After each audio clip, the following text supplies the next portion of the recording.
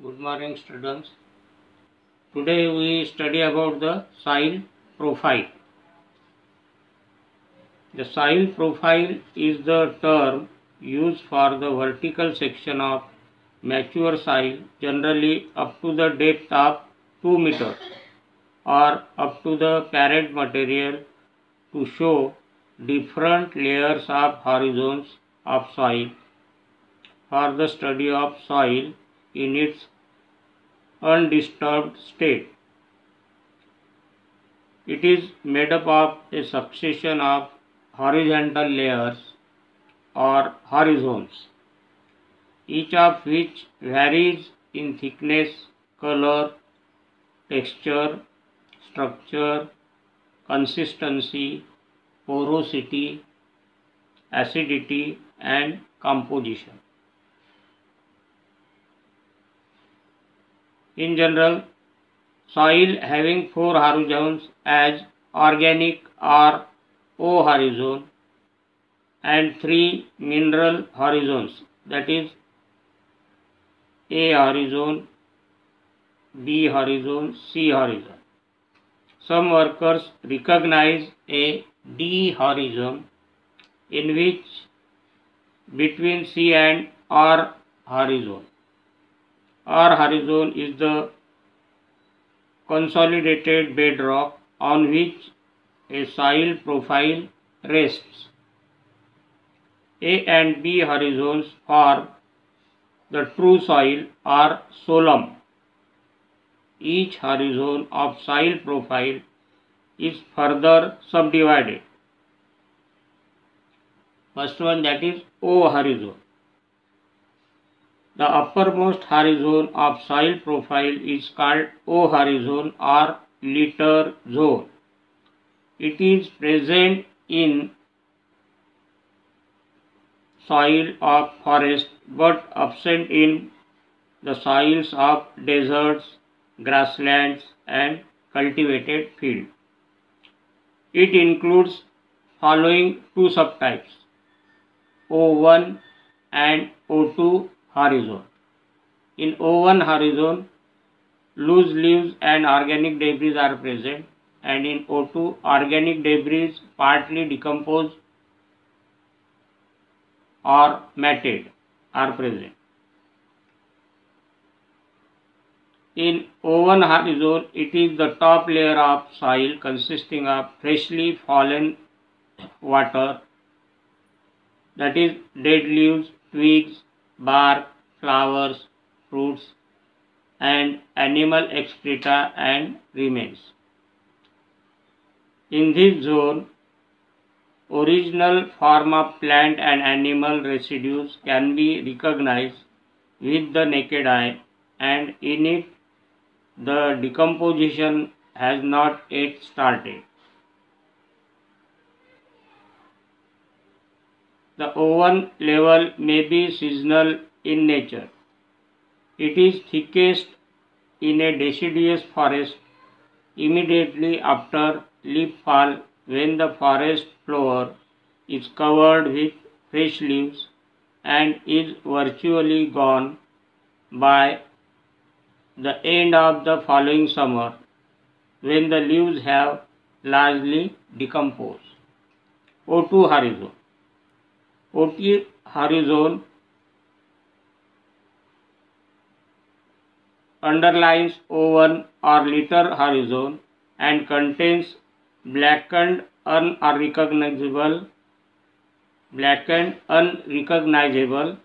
decomposed litter. The upper portion of O2 horizon contains partially decomposed detritus, the duff, so is called duff layer. Its lower part contains completely decomposed light and amorphous organic matter, the humus, and is called humus or H layer.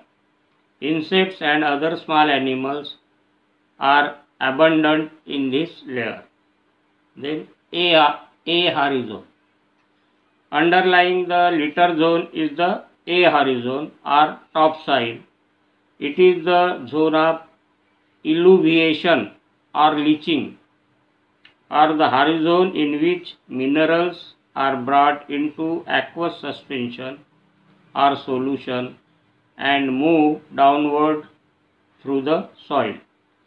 The amount of minerals that is actually leached out of this zone is a function of the amount of percolating gravitational water. The topsoil or A horizon includes following subtypes. A1 horizon. The A1 horizon is the zone of humus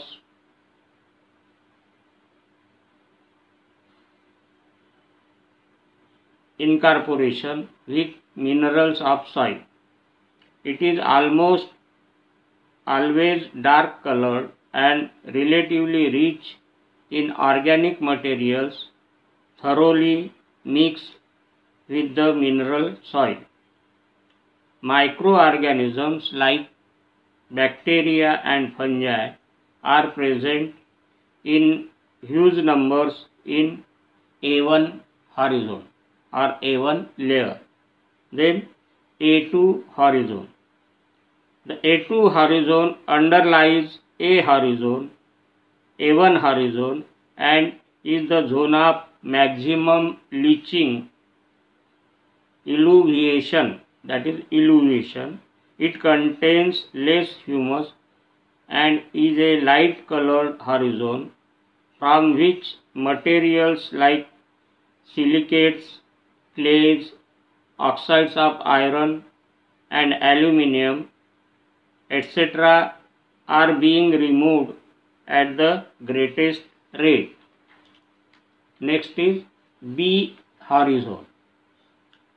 B horizon or subsoil underlies A horizon and is the zone of eluviation, that is collection of materials, in which much of the material leached out of the zone of elevation, that is A horizon, is precipitated and enriched.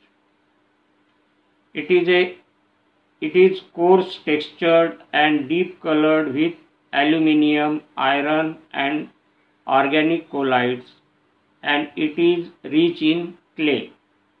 B horizon can also be divided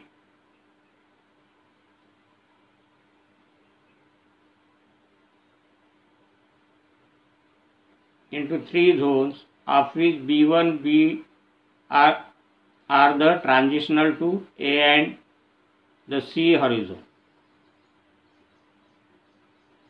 Then C horizon. Underlying the B horizon is the weathered rock or sediment that serves as the parent material for the mineral fraction of the soil. It is called C horizon or regolith. It is a light colored and is virtually lacking in organic materials. Last one is R horizon. C horizon is underlined by unweathered bedrock, which is called R horizon. The relative thickness and importance of the major horizons are highly variable. However, the concept of the soil profile is of great value because it provides a single genetic model by which all zonal soils can be compared. This is all about the soil profile. Thank you.